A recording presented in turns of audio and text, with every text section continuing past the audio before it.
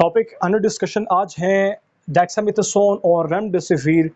इनकी indication Covid के patient को, मतलब ये कि ये कोविड के पेशेंट में किस तरह का मैकेनिज्म शो करते हैं, वो मैकेनिज्म जानेंगे। तो स्टार्ट करते हैं from the very first one, dexamethasone से। हम लोग जानते हैं कि डेक्सामेथासोन हमारे पास इम्यूनोसप्रेसिव है और anti inflammatory mechanism of action show कर रहा है। तो ये दो बातें ज़हनशीन करते हुए हम लोग डिस्कशन को कंटिन्यू करते हैं। हमारे पास डेक्सामेथासोन जब हम इंडिकेट करते हैं ये कैसा मैकेनिज्म करता है, उससे पहले मैं आप लोगों को बताऊं कि हमारे पास जो सेल होता है, सेलुलर मेम्ब्रेन, उस मेम्ब्रेन पर एक एंजाइम एक्शन करता है जिसको बोलते हैं फॉस्फोलिपिड A2। इसके इंटरेक्शन से इस फॉस्फोलिपिड को ये कन्वर्ट करता है एराकिडोनिक एसिड में। इस एराकिडोनिक एसिड के लिए फिर दो एंजाइम्स वेट कर रहे होते हैं, कॉक्स और लॉक्स। कॉक्स मजीद दो पर मुश्तमिल है, कॉक्स 1, कॉक्स 2।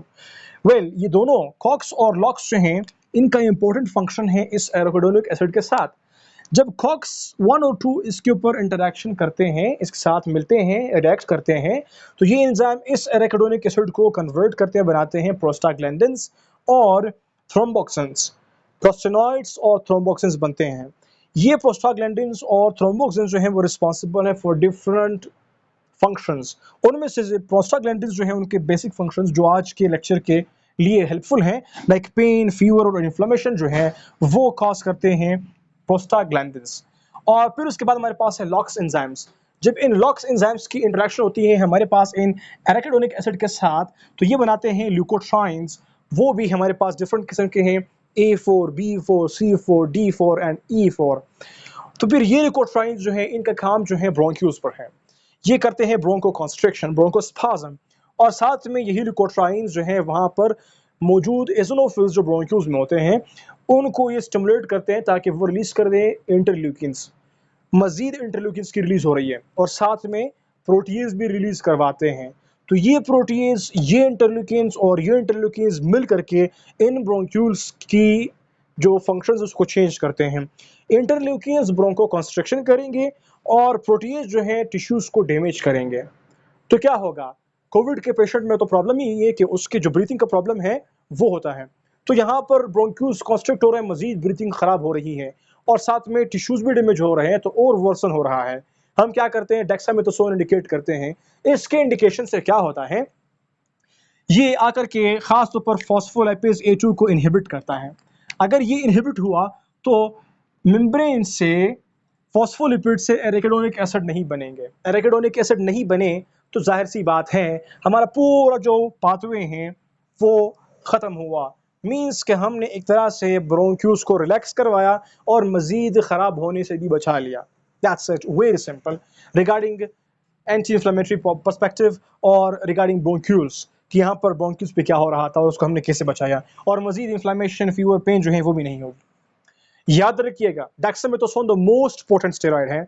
इसकी यूज़ में ख्याल रखना है नॉर्मल लाइफ में भी, और अगर कोविड का पेशेंट है उसमें भी। अगर उसको अर्ली साइन एंड सिम्टम्स आ रहे हैं, you are not suppose to indicate this dexamethasone. आप नहीं देना है, ये तब देना होता है जब क्या होता है, कंडीशन कोविड का वर्स हो जाता है पेशेंट का, उस वक्त हम देते हैं। लाइक जब हमारे पास होता है साइटोकाइन्स का स्ट्रॉम आता है, उस वक्त भी हम लोग ये डेक्सामेथासोन दे सकते हैं, otherwise we are not suppose to indicate. Okay, ये स्टेरॉइड्स जो हैं, इसका एक और मैकेनिज्म ऑफ एक्शन भी है कि ये सेल्स को, खास तौर पर इम्यून सेल्स को कैसे सप्रेस करते हैं। वेरी सिंपल, ये स्टेरॉइड्स डेक्सामेथासोन जब हम इंडिकेट करते हैं, ये सेल मेम्ब्रेन को क्रॉस करके जाते हैं। वहाँ पर सेल के अंदर जो है इंट्रासेलुलर एक ग्लूकोकॉर्टिकॉइड रिसेप्टर जो है वेट कर रहा होता है, जिसके साथ ये मिलता है, फिर ये इंटरनलाइज होता है न्यूक्लियस का।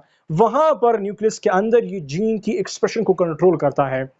ये बाज़ जीन्स को एक्टिवेट करता है, बाज़ को इनएक्टिवेट करता है, इनएक्टिव करता है, डीएक्टिव कर देता है, डीएक्टिवेट कर लेता है, जो भी वर्ड आप समझ रहे हो। मतलब यहाँ पर जो इम्यून सेल्स है खास तौर पर उनको ये डीएक्टिवेट कर लेता है। हमारे पास इम्यून सेल्स तो आप जानते हैं, मैक्रोफेजेस और डेंड्रिटिक सेल्स, ये मोनोसाइट्स वगैरह, इनको ये इनहिबिट कर लेते हैं, सप्रेस कर लेते हैं। वो क्यों? क्योंकि जब कोविड का पेशेंट जो है वर्स कंडीशन में होता है, उस वक्त उसमें साइटोकाइन्स का स्टॉर्म होता है। तो उस स्टॉर्म को वो करने के लिए, एक स्टॉप करने के लिए, सप्रेस करने के लिए हम लोग ये डेक्सामेथासोन इंडिकेट करते हैं, और उस वक्त भी ये इफेक्टिव रोल प्ले करता है। इसीलिए care must be taken to indicate क्या? डेक्सामेथासोन, ख़ास तौर पर कोविड के पेशेंट में, और नॉर्मली भी आप लोगों ने केयर रखना है, because it is very effective, way too much effective steroid.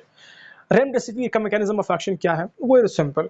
हमारे पास कोरोना वायरस जब जाता है, ख़ास तौर पर टाइप 2 न्यूमोसाइट सेल्स, वहाँ पर होता है ACE2 टाइप का रिसेप्टर, इस स्पाइक प्रोटीन के लिए वेट कर रहा होता है। तो जब ये मिलते हैं तो फिर ये वायरस जो है इंटरनलाइज होता है, इसकी एंडोसाइटोसिस होती है, और फिर वहाँ पर जाकर के ये अपना जो आरएनए उसको रिलीज करते हैं।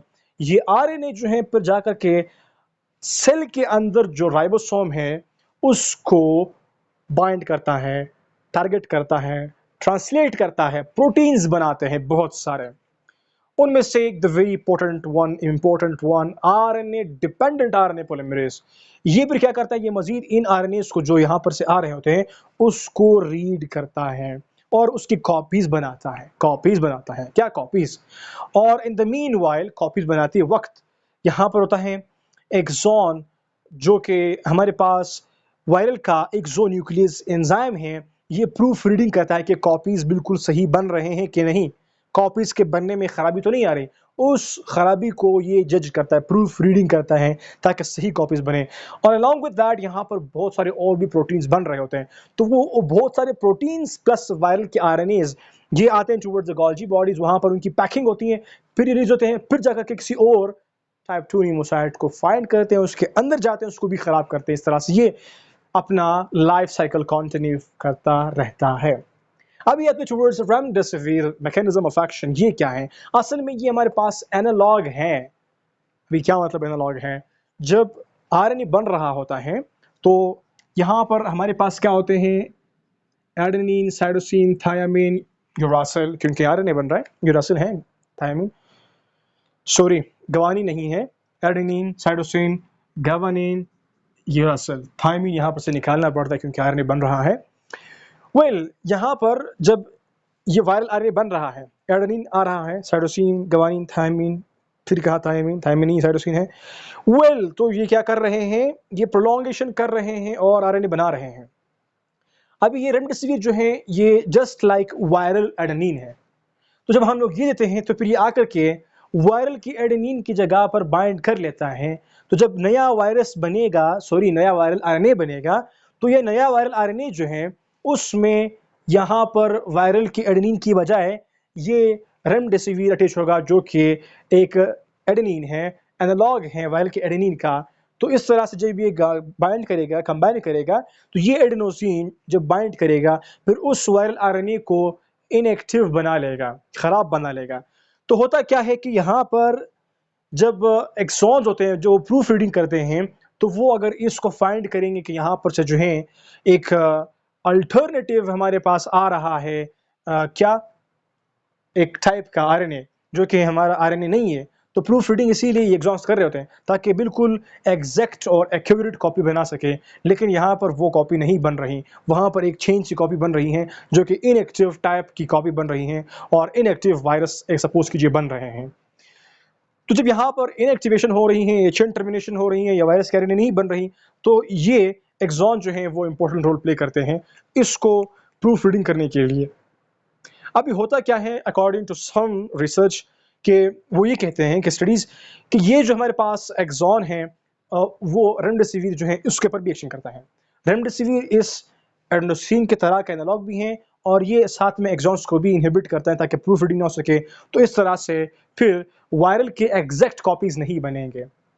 इस तरह से एक कह सकते हैं कि हमने वायरल की जो प्रोपोगेशन है उसको कमज़ोर किया, स्टॉप किया, डिक्रीज किया। तो ये मैकेनिज्म ऑफ एक्शन है रेमडेसिविर का। रेमडेसिविर एनालॉग भी हैं और एक्सॉन्स को भी इनहिबिट करते हैं। That's it.